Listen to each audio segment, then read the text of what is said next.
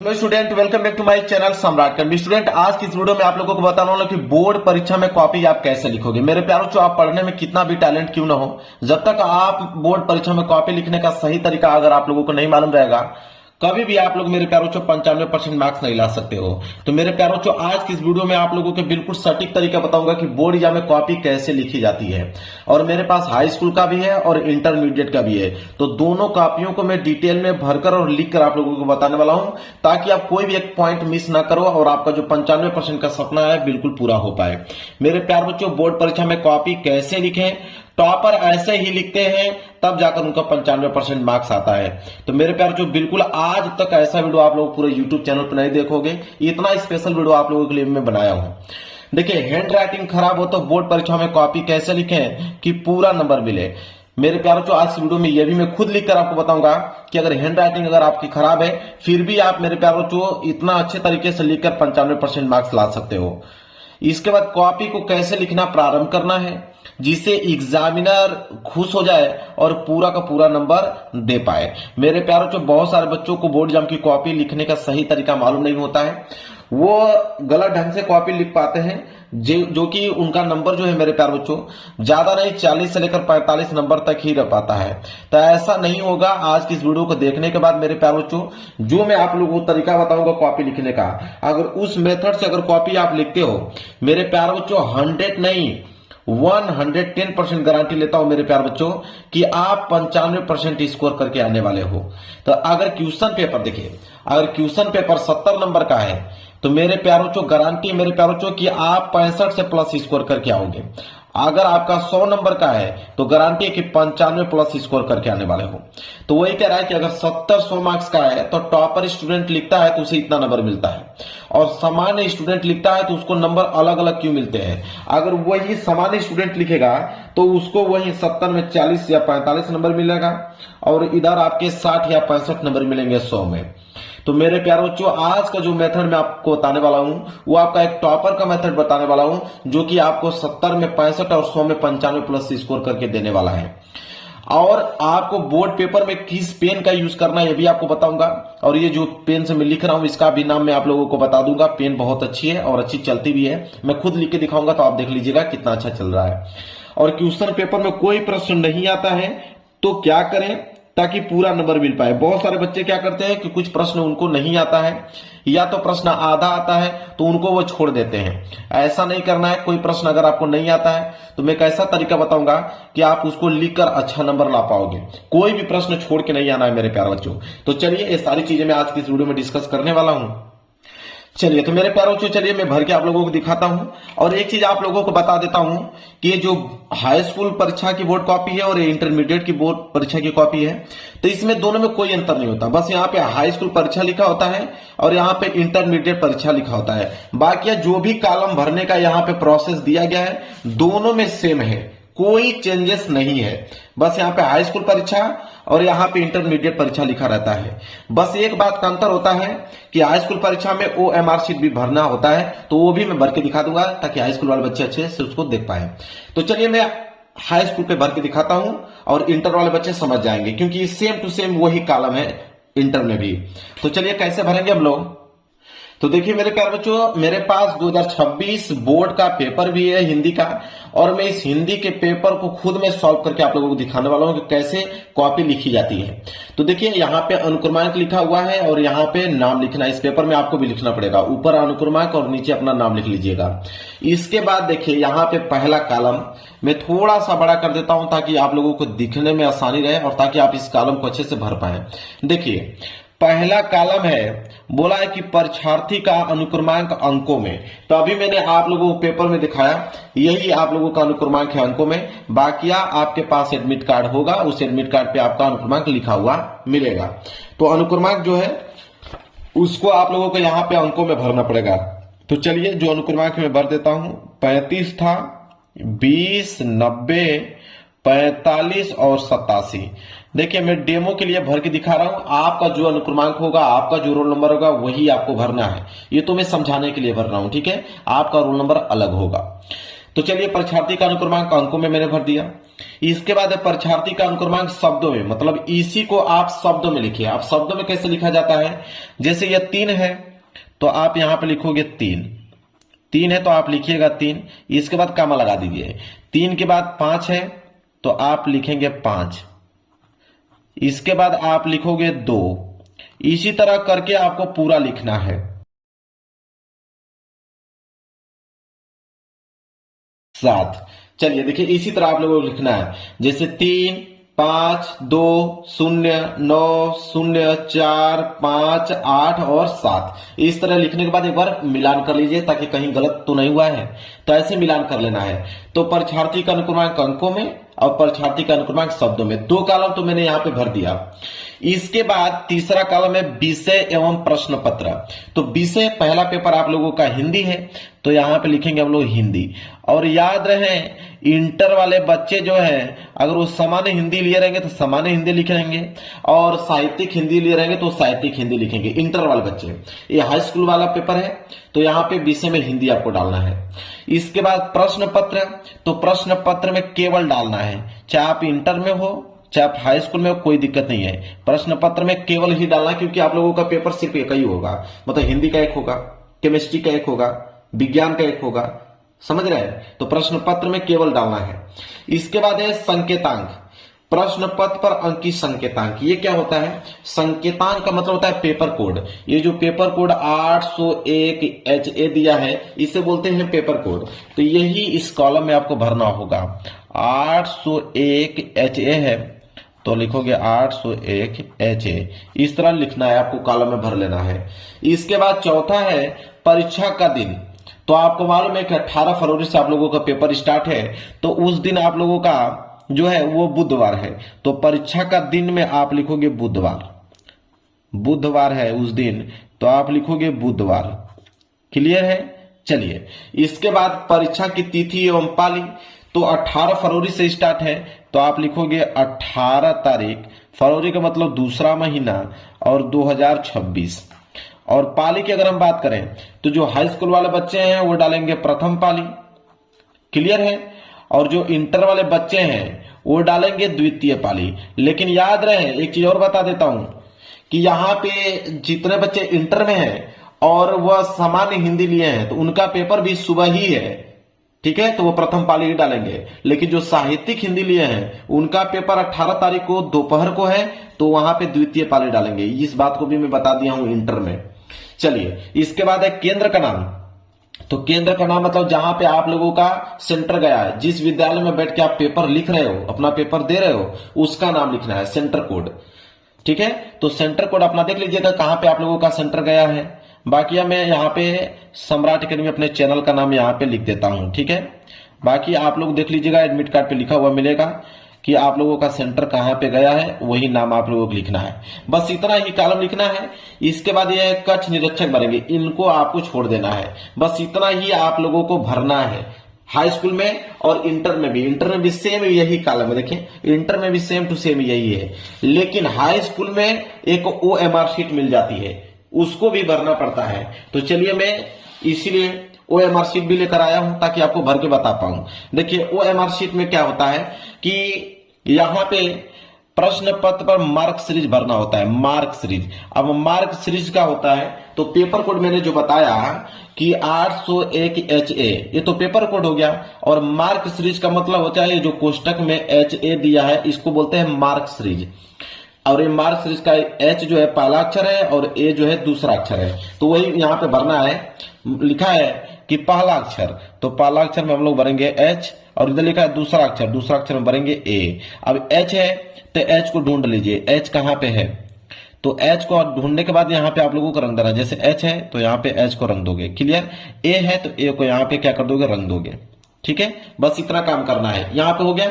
इसके बाद परीक्षार्थी का हस्ताक्षर, जो भी आप सिग्नेचर करते हो यहाँ पे अपना सिग्नेचर कर लीजिएगा। यहाँ पे कक्ष निरीक्षक के हस्ताक्षर रहेंगे, इसको छोड़ दीजिएगा, आपके जो रूम में क्लास टीचर रहेंगे वो करेंगे। इसके बाद यहाँ पे केंद्र व्यवस्थापक की मोहर लगी रहेगी, इस कॉलम को छोड़ दीजिएगा, चित्रकला वाला है। नीचे आइएगा तो वही मार्क सीरीज, पहला अक्षर एच था, दूसरा अक्षर ए था, फिर यहाँ पे अपना सिग्नेचर कर लीजिएगा। इसके बाद इसको छोड़ दीजिएगा, कक्ष निरीक्षक करेंगे, यहाँ पे केंद्र व्यवस्थापक की मोहर लगी रहेगी और ये आपका चित्रकला वाला भरना होगा। बस इतना ही ओएमआर शीट है, बस हटा दीजिए इसको। अब मेन चीज आता है कि बोर्ड एग्जाम में कॉपी लिखोगे कैसे। ये तो आपने फ्रंट पेज भर दिया, तो बोर्ड एग्जाम की कॉपी लिखने के लिए इस पेज को आपको पलटना पड़ेगा। जब पेज को आप पलटोगे तो ये पहला पृष्ठ आपको देखने को मिलेगा, लेकिन ध्यान रहे मेरे प्यारे बच्चों कि ये लाइन में खींच के लेकर आया हूं। आप लोग जब पेपर देने जाओगे तो लाइनिंग यहाँ पे खींचा नहीं रहेगा, आपको खींचना पड़ेगा। तो जिस तरह मैं यहाँ पे डबल लाइनिंग खींचा हूं, आप भी स्केल की सहायता से स्केल लीजिएगा, इस तरह लाइनिंग आप लोगों को खींच देना हर एक पेज पे। तो लाइनिंग में खींच के लेकर आया हूं ऑलरेडी, आप लोग खींच लीजिएगा एग्जाम में। तो लाइनिंग खींचने के बाद आपको सबसे पहला जो काम करना है वो आपको ऊपर रोल नंबर लिखना है। सबसे मेन जो काम है मेरे प्यार बच्चों वो है आपका रोल नंबर का। हर एक पेज पे आपको रोल नंबर लिखना ही पड़ेगा, ताकि आप लोगों का कोई भी कॉपी जो है वो बदल ना सके। रोल नंबर आपको लिखना ही पड़ेगा। अब देखिए मेरे प्यार बच्चों, यहाँ पे देखिए ये पेपर आप लोगों का है, क्लास 10th का पेपर है। तो इसमें क्लास 10th में क्या है मेरे प्यार बच्चों कि सबसे पहले ऑब्जेक्टिव क्वेश्चन आएगा और उस ऑब्जेक्टिव क्वेश्चन का आपको उत्तर ओएमआर शीट पे देना होगा। जैसे मैं एक एग्जांपल के लिए बता देता हूं, इसके बाद आप लोगों को खंड ब हल करके दिखाऊंगा, जो कि हाई स्कूल इंटर दोनों के लिए लाभदायक होंगे। ठीक है, तो आप देखिए इसमें क्या हाई स्कूल में ओएमआर शीट पे करना होता है। 20 बहुविकल्पीय प्रश्न दिया है। जैसे पहला प्रश्न मान लीजिए दिया हुआ है कि शुक्ल युग के लेखक नहीं है, 4 ऑप्शन दिया है, शुक्ल युग के लेखक कौन नहीं है। तो सबको मालूम है इसमें कि भारतेंदु हरिश्चंद्र जी, जो भारतेंदु हरिश्चंद्र जी है शुक्ल युग के लेखक नहीं है। तो पहले का डी सही है, तो आपको ओएमआर शीट ले लेना है। ओएमआर शीट आपने ले लिया, पहले का डी सही है, तो पहले में डी जाने के बाद यहाँ पे आपको रंग देना है। पहले का डी इस तरह आपको कलर कर देना है और नीचे पहले का डी सही है तो यहाँ पे पहले का डी इस तरह आप लोगों को भर देना है। ठीक है, यही काम करना है मेरे प्यारों, जो पूरा का पूरा 20 ऑब्जेक्टिव क्वेश्चन में। जैसे मान लीजिए पूस की रात कहानी के लेखक हैं, तो पूस की रात कहानी के लेखक तो मुंशी प्रेमचंद्र जी हैं, बी वाला सही है। तो बस यही काम करना है कि दूसरे का बी सही है तो आपको दूसरे में जाना है और बी वाले कॉलम को यहाँ पे अच्छे से कलर कर देना। इस तरह दूसरे का बी आपने रख दिया, इधर आपका दूसरे का बी है तो दूसरे का बी इस तरह लिख देना है। यही काम पूरा 20 को 20 बहुविकल्पीय प्रश्न में करना है। चलिए समझ में आ गया, कर लोगे, कोई दिक्कत नहीं है। चलिए यहां से चीजें स्टार्ट होंगी। खंड ब, इसको आपको बोर्ड एग्जाम की कॉपी पे करना होगा। खंड ब वर्णात्मक प्रश्न, देखिए कैसे करोगे, 1 नंबर एग्जामिनर नहीं काट सकता, इस बात की गारंटी लेता हूं। देखिए खंड ब वर्णात्मक प्रश्न है। देखिए सबसे पहले ऊपर आपकी हेडिंग होगी खंड ब, यहाँ पे सबसे पहले जो ऊपर हेडिंग डालोगे वो डालोगे खंड ब। इसके बाद सिंगल इन्वर्टेड कॉमा के अंदर उसको क्या कर देना है, क्लोज कर देना है। स्केल की सहायता से इसके नीचे आपको क्या कर देना है, अंडरलाइन कर देना है। खंड ब, कोई दिक्कत नहीं। खंड ब के बाद वर्णात्मक प्रश्न है, तो एक लाइन का गैप छोड़कर आप यहां पे नीचे डालोगे वर्णात्मक प्रश्न। वर्णात्मक प्रश्न, एक लाइन का गैप आपको छोड़ना ही है ताकि दिखने में जो है वह बिल्कुल साफ सुथरा दिखे। ठीक है, वर्णात्मक प्रश्न, इसको भी सिंगल इन्वर्टेड कॉमा के अंदर क्लोज कर दीजिए और स्केल के सहायता से इसके नीचे आप अंडरलाइन कर दीजिए। जो तरीका बता रहा हूं सेम टू सेम वही तरीका अपनाना, 1 नंबर एग्जाम में काट नहीं सकता है। तो खंड ब, एक लाइन का गैप छोड़कर वर्णात्मक प्रश्न, यहां तक क्लियर है। चलिए इसके बाद प्रश्न संख्या 21 आ गया। 21वां प्रश्न करना है, बोला कि निम्नलिखित में से किसी एक गद्यांश पर आधारित सभी प्रश्न को उत्तर दीजिए। अब प्रश्न उत्तर संख्या 21 करना है तो इसका हेडिंग बनाना पड़ेगा आपको, फिर एक लाइन का गैप छोड़कर आपको यहां पे डालना पड़ेगा प्रश्न उत्तर संख्या 21। तो यहां पे आप लिखोगे प्रश्न उत्तर संख्या 21। बिल्कुल साफ सुथरा लिखना है ताकि जो कॉपी चेक करने वाला हो उसको अच्छे से समझ पाए कि आपने क्या लिखा हुआ है। तो प्रश्न उत्तर संख्या आपने लिख दिया, फिर स्केल की सहायता से आपको इसके नीचे अंडरलाइन करना पड़ेगा कि प्रश्न उत्तर संख्या 21। अब देखिए तीनों चीज कितना स्पष्ट दिख रहा है, खंड ब, वर्णात्मक प्रश्न, प्रश्न उत्तर संख्या 21, बिल्कुल क्लियर दिख रहा है, साफ सुथरा। चलिए अब यहां पे दो ऑप्शन दिया हुआ है गद्यांश में, एक आपका क वाला दिया है, कह रहा है कि या तो क वाला कीजिए और क वाला नहीं करना चाहते हो तो अथवा करके आप ख वाला कीजिए, दोनों में से कोई एक कीजिए, या तो आप क वाला कीजिए या तो आप ख वाला कीजिए। तो यहाँ पे अगर आपको क वाला करना है तो आपको लिखना पड़ेगा, एक लाइन का फिर गैप छोड़ेंगे, आप यहाँ पे लिखेंगे क लिखने के बाद आप लिखिएगा संकेत, आपकी हेडिंग क्या रहेगी, संकेत रहेगी। तो आप यहां पे डालोगे संकेत। अब बहुत सारे बच्चों के दिमाग में चलेगा संकेत कैसे लिखा जाता है, बिल्कुल मेरे प्यारों बच्चों आपको बता रहा हूं संकेत कैसे लिखा जाता है। संकेत का मतलब ये होता है कि आप शुरू के कुछ वर्ड उठा लो, जैसे कुसंग का ज्वर, तो कुसंग का ज्वर यहां तक उठा लो, इसके बाद डॉट डॉट डॉट डॉट करते चलो, करते करते लास्ट की लाइन उठा लो, ले जाएगी। ठीक है, तो कुसंग का ज्वर, तो आप यहां पे लिखोगे कि कुसंग का ज्वर, ताकि एग्जामिनर को मालूम चल पाता है कि आपने कौन सा गद्यांश किया हुआ है। कुसंग का ज्वर, ये हो गया कुसंग का ज्वर। इसके बाद आपको डॉट डॉट डॉट करते चलना है। इसके बाद लास्ट लाइन क्या थी, ले जाएगी, तो आप लिखोगे ले जाएगी। इसके बाद यहाँ पे खड़ी पाई, देखिए कितना अच्छा लग रहा है संकेत। और संकेत के नीचे भी आप यहाँ पे अंडरलाइन कर सकते हो इसके यहां तक, ताकि आपको सुस्पष्ट दिखने में लगे। देखिए कितना अच्छा लग रहा है। ये हो गया संकेत। संकेत लिखने के बाद तब आप प्रश्न करोगे कि अब इस गद्यांश के नीचे 3 प्रश्न है, पहला, दूसरा, तीसरा। पहला करने वाले हो कि उपयुक्त गद्यांश का संदर्भ लिखिए। अब पहला करने वाले हो तो एक लाइन का गैप छोड़ोगे, आप यहां डालोगे पहला। ठीक है, पहला डालने के बाद संदर्भ था तो आपकी हेडिंग रहेगी संदर्भ, यहां पे हेडिंग आप बनाओगे संदर्भ, ये आपकी हेडिंग बन गया। और इसके नीचे भी आपको स्केल की सहायता से अंडरलाइनिंग करना पड़ेगा।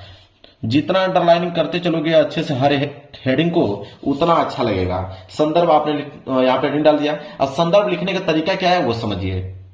देखिए संदर्भ में 2 ही चीज मेंशन किया जाता है कि लेखक का नाम और पाठ का नाम। तो लेखक और पाठ का नाम अगर आपको मालूम है तो संदर्भ बिल्कुल आसान तरीके से लिख पाओगे। हालांकि जब मैं इस गद्यांश को पढ़ूंगा कि कुसंग का ज्वर सबसे भयानक होता है, यह केवल नीति और सद्वृत्ति का विनाश नहीं करता बल्कि बुद्धि का भी क्षय करता है। जब मैं पढ़ूंगा तो मुझको मालूम चल जाएगा ये तो मित्रता चैप्टर से लिया गया है और इसके लेखक आचार्य रामचंद्र शुक्ल जी हैं, तो मुझे मालूम चल गया। अब उसको लिखना कैसे है तो वो समझिए। तो लिखने का तरीका यह है, सबसे पहले आप लिखोगे प्रस्तुत गद्यांश, क्योंकि गद्यांश है तो आप सबसे पहले लिखोगे प्रस्तुत गद्यांश। तो लिखोगे प्रस्तुत गद्यांश। प्रस्तुत गद्यांश हमारी पाठ्य पुस्तक, प्रस्तुत गद्यांश हमारी पाठ्य पुस्तक, हमारी पाठ्य पुस्तक। बिल्कुल मेरे प्यारों जो घबराना नहीं है, आपको शांति दिमाग से अच्छे से लिखना है। 3 घंटे 15 मिनट के अंदर सारा का सारा क्वेश्चन पेपर करना है। तो प्रस्तुत गद्यांश हमारी पाठ्य पुस्तक। अब मेरे प्यारे बच्चों हिंदी, तो हिंदी को आपको ब्लैक पेन से लिखना है और सिंगल इन्वर्टेड कामा के अंदर क्लोज करना है। इस बात को अच्छे तरीके से नोट कर लो। जब आप हिंदी वर्ड लिखोगे कि पुस्तक हिंदी, तो हिंदी को आपको ब्लैक पेन से लिखना है और सिंगल इन्वर्टेड कामा अंदर क्लोज कर देना है। तो प्रस्तुत गद्यांश हमारी पाठ्य पुस्तक हिंदी के गदखंड। अब गदखंड को भी आपको ब्लैक पेन से ही लिखना है, जो बता रहा हूं वैसे लिखोगे। 95 से प्लस ही स्कोर आने वाला है आप लोगों का।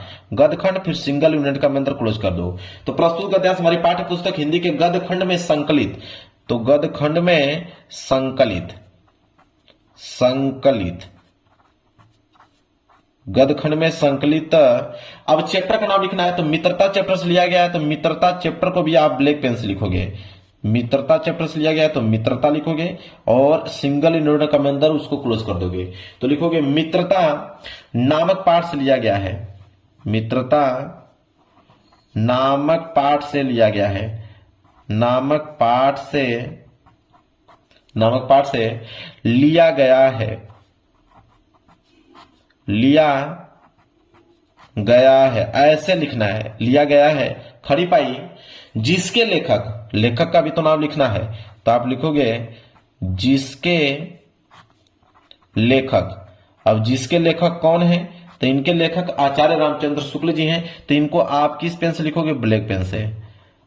आचार्य है तो आप लिखोगे आचार्य रामचंद्र शुक्ल, तो आचार्य रामचंद्र शुक्ल।